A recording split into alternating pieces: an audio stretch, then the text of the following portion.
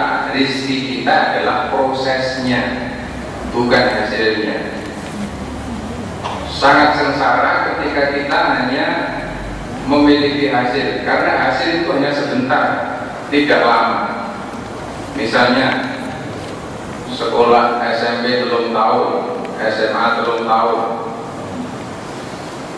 susah payah mengerjakan kegiatan di sekolah selama 3 tahun, pada hasilnya nanti ketika menerima ijazah, berapa menit menerima ijazah? Listener berapa menit ketika kita ngambil ijazah? Kalau yang kita dambakan, kita bahagia ini pas ngambil ijazah, alangkah tidak memadainya, hanya beberapa menit, kemudian nanti stres lagi. Mari kita pahami ini yang kebanyakan masih belum pas dengan yang dicontohkan oleh para nabi dan para rasul. Misalnya ibu-ibu yang hamil 9 bulan, nikmati saja.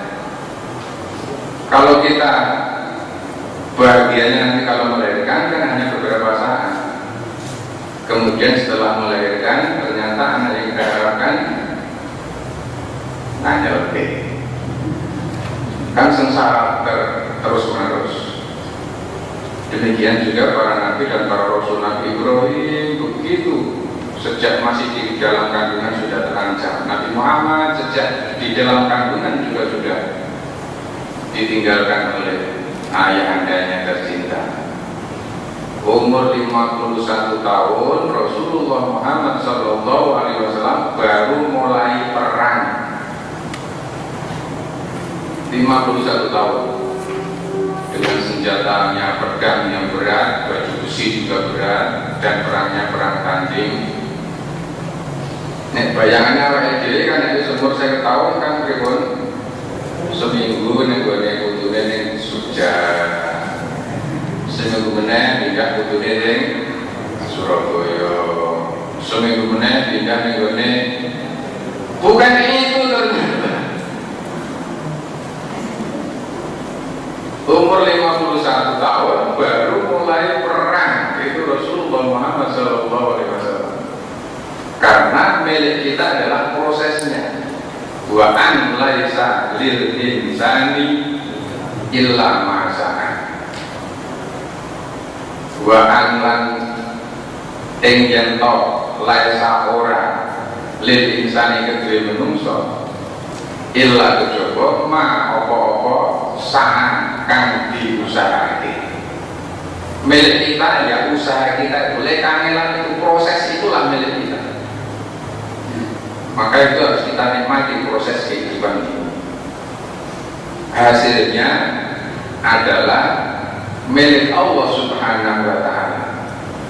Oleh karena itu semboyan kita luruskan niat, bersihkan hati, sempurnakan ikhtiar. Ini kekayaan kita.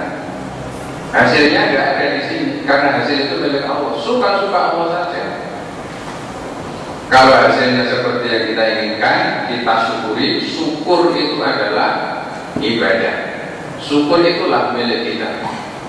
Ketika hasilnya tidak sesuai dengan yang kita inginkan, kita sabari. Sabar itulah ibadah. Sabar itulah amal soleh.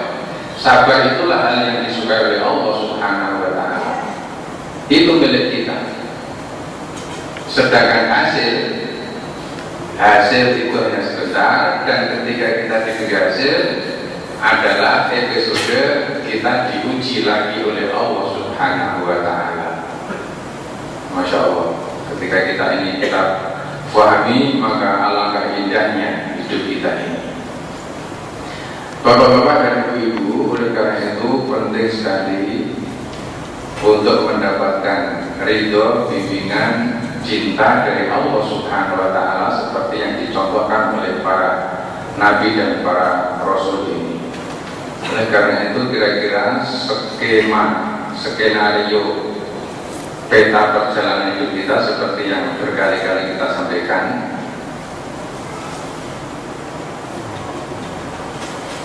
Skema perjalanan hidup kita biar nanti kita tidak kaget.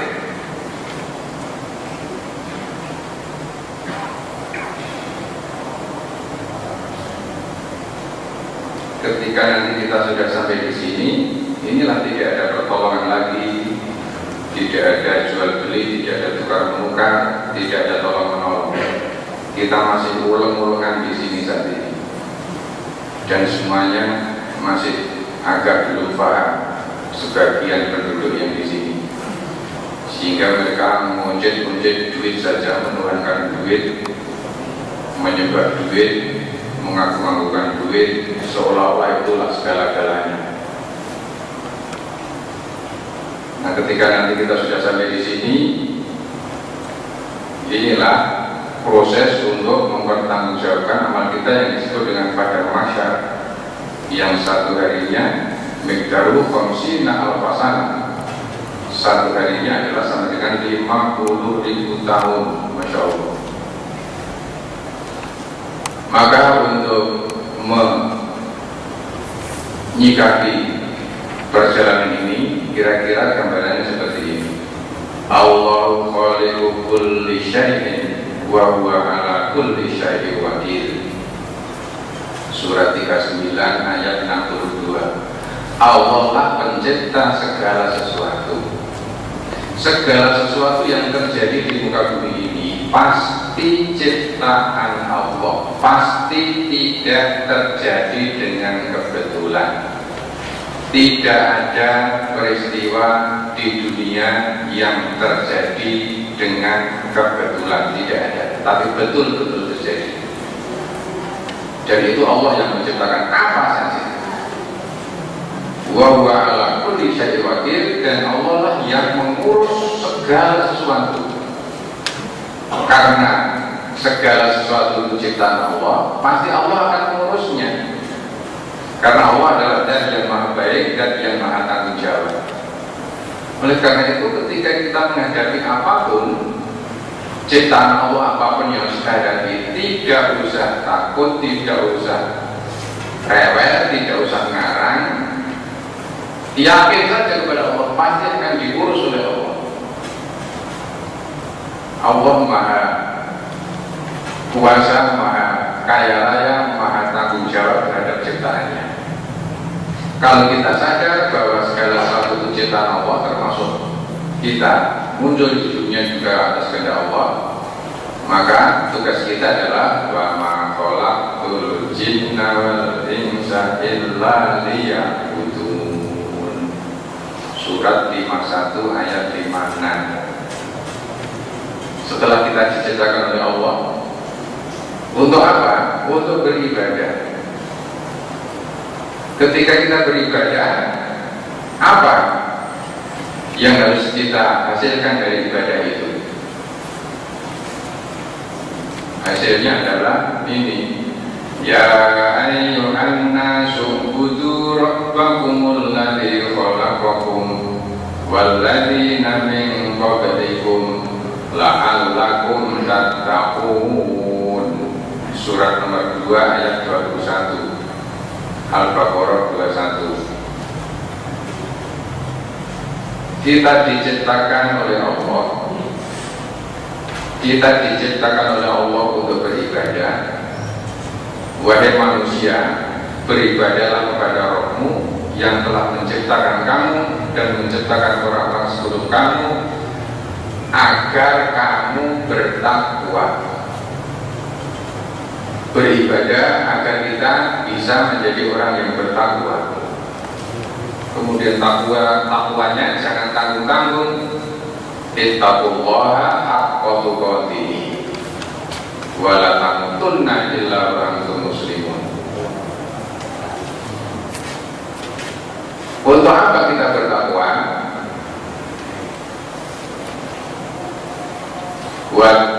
Wattaqullaha la'allakum tashkurun. Bertakwalah kepada Allah agar kamu pandai bersyukur.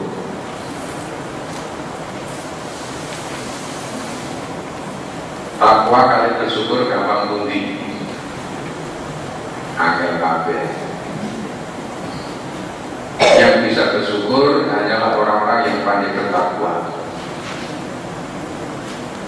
Ketika dia pandai bertakwa, insya Allah akan pandai bersyukur.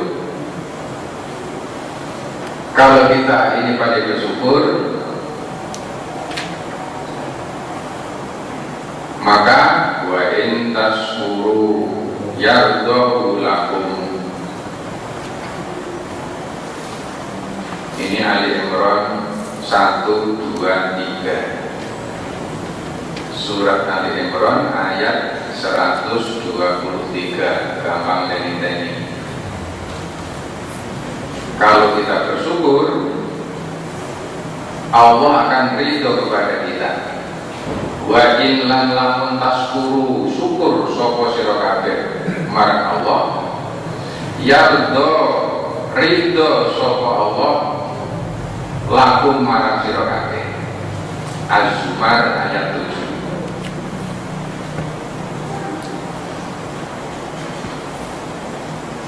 Kalau kita sudah pandai untuk bersyukur, maka Allah akan ridho lebolilo kepada kita. Ketika kita sudah bisa ridho terhadap apapun yang ditakdirkan kepada kita, wa may yaf'al dzalika ibtigha'a mardatillahi fasawfa nu'tihi ajran 'azima. Wa man lan sapane wong yaf'al kang temandang kang nindakake dalika mengkono-mengkono tugase tiba-tiba anggone nindakake tugas kehidupannya, tugas ibadah, tugas khalifah, ibtigha kanggo nggayuh mardhatillahi ridane Allah. Pak mongko saufa bakal nukti paring sapa ingsun Allah hi ing wong mau ajron piwales upah, ajron piwales, ajron upah, ajron ganjaran aziman kang gede banget. Ketika di dalam mengerjakan apapun yang harus kita kerjakan, kemudian niatnya semata-mata hanya untuk menggapai ridho Allah, Allah akan memberi balasannya. Balasannya tidak tanggung-tanggung. Bapak Ibu yang saya hormati, ini sebetulnya hanya untuk meluruskan yang sudah kita laksanakan selama ini. Kita yakin kita ini ciptaan Allah, dan kita juga beribadah terus-menerus. Kemudian ibadah kita ternyata agar kita menjadi orang yang takwa.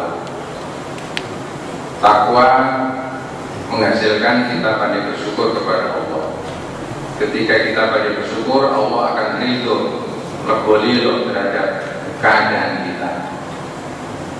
Orang yang telah mengerjakan sesuatu untuk mendapat ridho Allah, itulah dia yang akan mendapatkan pahala yang besar. Artinya yang menjadi prioritas utama yang harus kita kejar adalah ridho Allah Subhanahu wa Ta'ala, bukan hasilnya, bukan hasilnya, tapi ridho Allah. Maka harus kita koreksi ulang ketika kita bekerja, target utamanya adalah hasilnya. Kalau toh nanti hasilnya kita peroleh, kalau tujuannya bukan untuk mendapat ridho Allah, penghasilan kita itulah yang akan membuat pusing diri kita. Penghasilan kita itulah yang akan membuat bingung, membuat masalah, membuat malapetaka, membuat bencana kepada kita.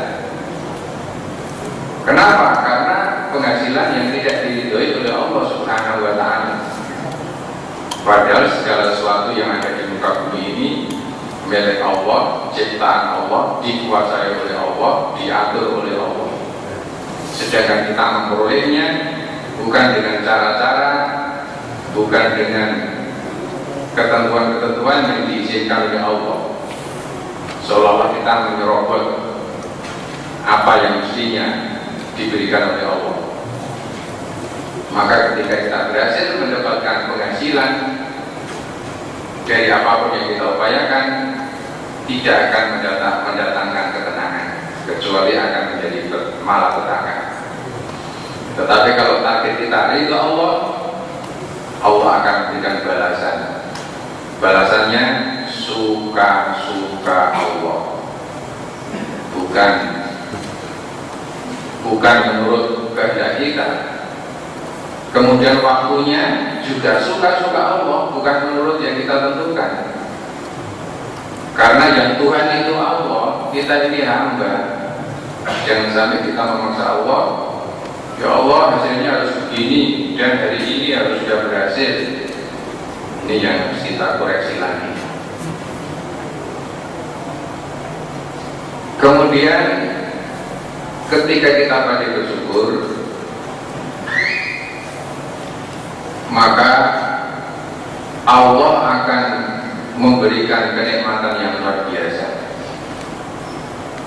Ma yaf'alullahu bi'adabikum in syakartum wa amantum wa kana Allahu syakiron alima. Ma ora yaf'alu nindake Allah bi'adabikum kelawan nyiksa siramu. Allah tidak akan menyiksa kamu in lamun syakartum syukur sapa sira kabeh wa amantum lan iman sapa sira kabeh. Wa kana lan ana sapa Allah syakiron zat kang maha mensyukuri, aliman zat kang maha mudaneni. Surat nomor 4 ayat 147, surat An-Nisa 147. Ketika orang pandai bersyukur, tidak ada alasan bagi Allah untuk menurunkan siksa kepada orang tersebut. Ketika orang itu hidupnya tersiksa, penuh dengan penderitaan, adalah ciri-ciri orang yang tidak pandai bersyukur. Ketika dia pandai bersyukur, pasti tidak akan tersiksa hidupnya.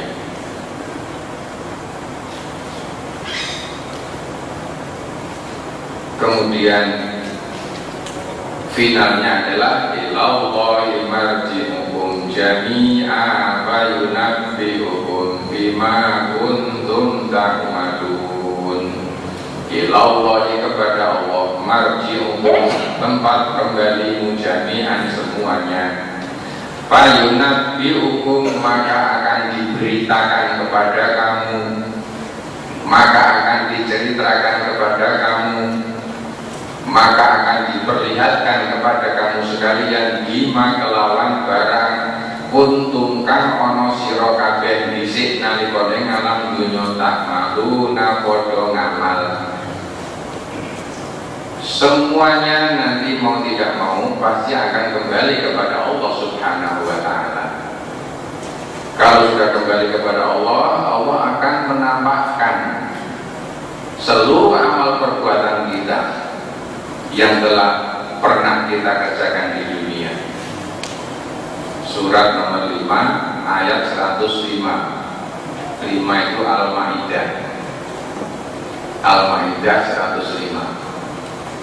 Dan inilah makna dari inna lillahi wa inna ilaihi raji'un. Ini maknanya. Surat nomor 2 156. Kita dari Allah. Allahu khaliqul kulli syai'in. Allah yang menciptakan kita. Dan ilallahi marji'ukum, dan kepada Allah lah kita akan kembali. Ketika kita sadar ciptaan Allah, kemudian kita melaksanakan kehidupan kita dengan proses seperti ini, nanti ketika kita kembali kepada Allah Subhanahu wa ta'ala, mudah-mudahan kita akan diterima. Siapa yang akan diterima oleh Allah Subhanahu wa ta'ala? Yang sudah kita hafal dengan baik, surat nomor 26 ayat nomor 8889. Ini ayat harus kita hafal. Yaumala yanfa'u malun wala banuna illa man atallaha biqalbin salim. Yauma dino kiamat la yanfa'u ora mangpangati malun bondo dunyo wala banuna lan anak-anak illa kejaba man sapa wae atakan sowan Allah marang Allah biqalbin salimin kelawan bawa qalbun salim, hati yang selamat, hati yang sehat, hati yang bening, hati yang bersih. Ini yang akan diterima oleh Allah Subhanahu wa taala terhadap orang yang sopan kepadanya. Bukan harta benda, bukan anak buah, anak kandung, anak murid, anak asuh, bukan itu semuanya.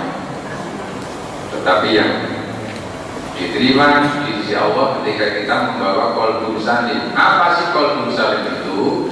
Qalbun salim adalah tauhid yang murni.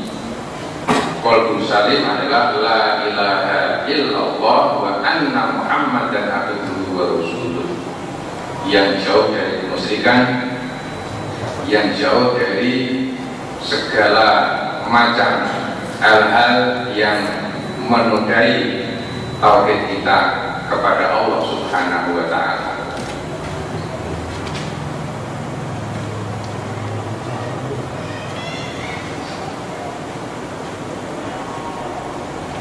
Yauma la yanfa'u malun wala banuna illa man atallaha biqalbin salim. Fa'ala mongko utawi iki qalbun salim iki alladzi kang yanfa'u kang mupangati marang dheweke indah kamarang siramu wa adzalladzi wa adzal iki qalbun salim alladzi kang yanju bihi nyelametake dheweke minal iqabi selamat saka siksa wa yastahiqu lan dheweke berhak jazilat tawabi gede-gede ganjaran yang sempurna, ganjaran yang besar. Wal qalbus salimu lan qalbun salim iku maknane alladzi yuqi ati salimakan selamat minasirki selamat saka syirik wasyaki lan selamat saka ragu-ragu wa ma'abbati syarri lan selamat saka tresno marang maksiat marang tumindak Allah wal israri alal bid'ati lan selamat saka bergelimang nindakake bid'ah wal dunubi lan selamat saka pira-pira dosa wa yalzamu lan lazime mestine min salamatihi sangka selamate ati sangka perkara kang kasebut ing arep mimma zakarot tisofu bi'iddidodiha ketika orang bisa mendapatkan kebalikan dari yang di atas. Apa itu minal ikhlasi? Ketika dia bisa mencapai derajat keikhlasan. Wal ilmi, ketika dia punya ilmunya, ilmu tentang qalbun salim. Wal yakin, dan ketika dia semakin yakin kepada Allah Subhanahu wa taala. Wa mahabbatil khairi, dan dia selalu cinta kepada kebaikan. Wa tazyinihi, dan menghiasi fi qalbihi, di dalam hatinya menjadi indah, dihiasi dengan hiasan-hiasan yang indah. Apa itu hiasan hati yang indah? Wa antakuna iradatuhu wa mahabbatuhu tabi'atan li mahabbatillahi, yaitu ketika iradahnya, keinginan hatinya, wa mahabbatuhu, dan cinta yang ada di dalam hatinya, tabiatan selalu mengikuti mahabbatillahi, terhadap apapun yang dicintai oleh Allah. Wa hawahu, dan hawa nafsunya tabi'an, selalu mengikuti, selalu tunduk, lima, terhadap apapun ja'a'anillah, yang datang dari Allah Subhanahu wa ta'ala. Jadi kira-kira indikasi qalbun salim adalah ketika keinginannya, cintanya hanya ingin terhadap apa yang disukai oleh Allah. Cintanya adalah cinta terhadap apapun yang dicintai oleh Allah Subhanahu wa ta'ala. Oleh karena itu, bapak-bapak, ibu-ibu yang saya hormati,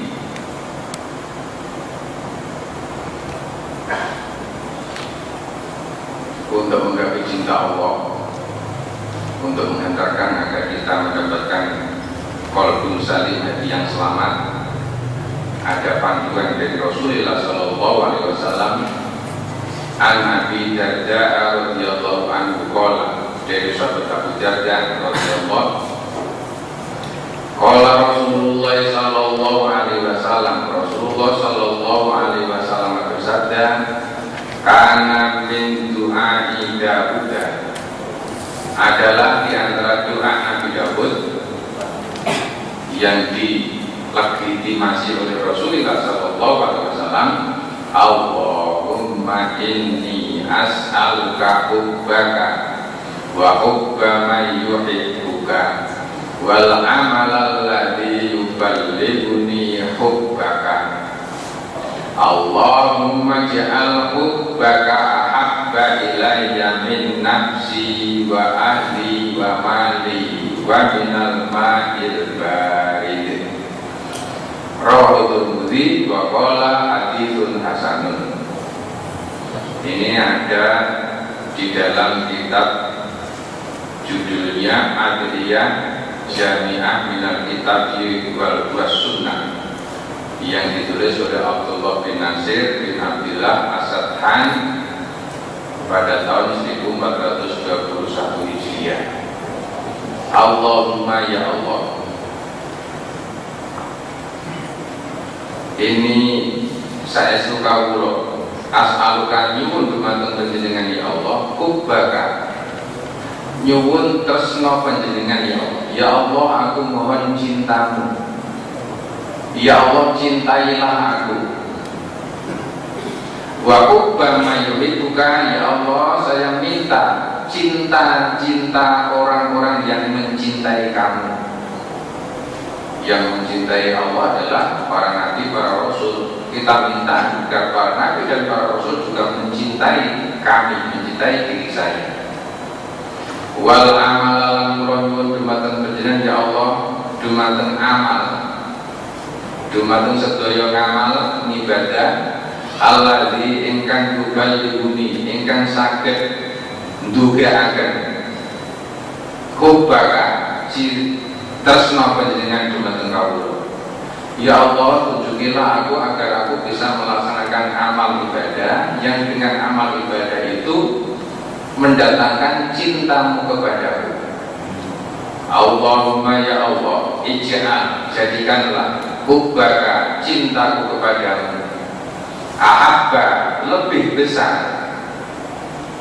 besar cintaku kepadamu, ilayya min nafsi, dibandingkan dengan cintaku terhadap diriku sendiri.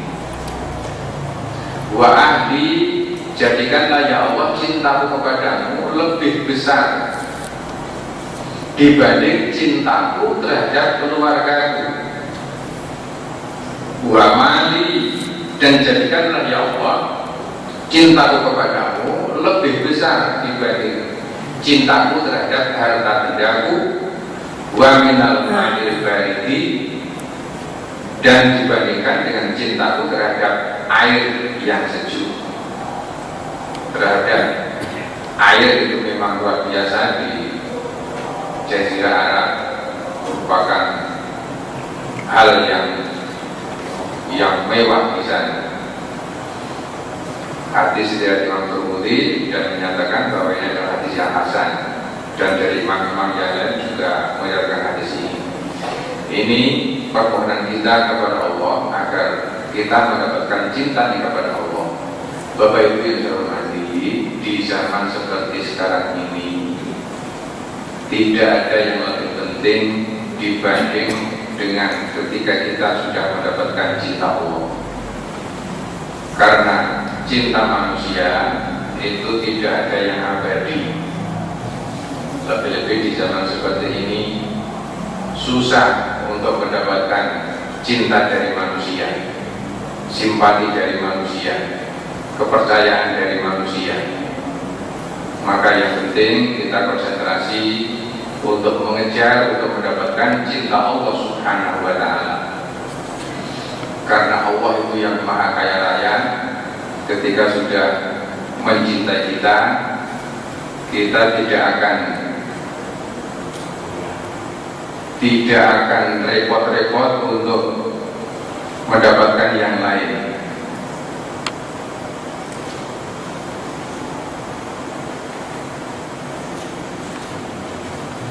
Karena ketika Allah sudah cinta kepada kita, dinyatakan di dalam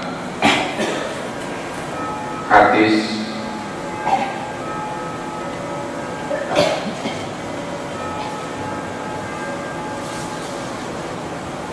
Fa'idha ahbabtuhu, apabila saya sudah mencintainya, menjadi seorang, kata Allah, kuntu sam'ahu, aku akan menjadi pendengarannya.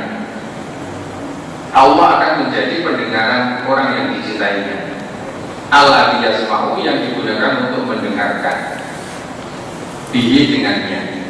Wa basarahu, dan aku akan menjadi penglihatannya yang digunakan untuk melihat. Alladzi yubsiru bihi. Wa yadahu, dan aku akan menjadi tangannya. Allati yabtishu bihi, yang digunakan untuk bekerja, untuk memegang dengannya. Wa rijlahu, dan aku akan menjadi kakinya. Allati yamshi biha, yang digunakan untuk melangkah. Wala in sa'alani, dan apabila dia meminta kepadaku, la a'taitu, pasti akan aku beri. Wala in ista'adani, dan apabila dia minta perlindungan kepadaku, la a'idannahu, pasti akan aku lindungi. Hadis riwayat Bukhari, referensinya bisa kita referensi dengan surat nomor 10 ayat 62, surat Yunus 62. Kita tidak usah pusing memikirkan kegiatan duniawi yang semakin memusingkan, tapi kita pusing saja bagaimana caranya agar selalu mendapatkan cinta dan ridho dari Allah Subhanahu wa Ta'ala. Bapak Ibu yang saya hormati, selanjutnya mengenai program yang akan kita laksanakan besok pagi, ini adalah Masjid Kampus UGM. Ini yang bikin rencananya Pak Rektornya pada waktu itu Pak Eslasul Amal. Dia bukan orang teknik tetapi merancang masjid ini. Halamannya cukup luas. Kemudian nanti bundarannya di sini, bundaran itu dari sini masuk ke sini. Di sini ada jalan. Di sini biasanya digunakan untuk mantu, untuk pertemuan. Ini kamar kecil, luas. Memang ini didesain untuk rela. Di jalan depan sini biasanya kalau hari Ahad itu ada pasar Tiban. Di sini ada jalan, ada pasar Tiban. Besok kita rencananya masuknya lewat bundaran sini. Di sini ada rumah sakit Pak Tirapit di sebelah sini. Biasanya acaranya sampai jamaah lulus di sini, kemudian nanti kita bergerak setelah jamaah lulus di sana, makan siang nanti di Masjid UGM sini. Tetapi kita dilarang membawa makanan masuk di sini. Di sini orang-orang yang jualan ini ada jualan buku dan sebagainya, buku majalah di lorong-lorong sini. Setelah jamaah zuhur dan makan siang di sini hendaknya kemudian bergerak menuju Masjid Jogokaryan. Ini pojok Beteng Timur, pojok Beteng Timur ke selatan kira-kira 1 kilo kurang lebih. Nanti ada pom bensin di sebelah barat jalan, di kanan jalan, kemudian belok kanan kurang lebih 300-an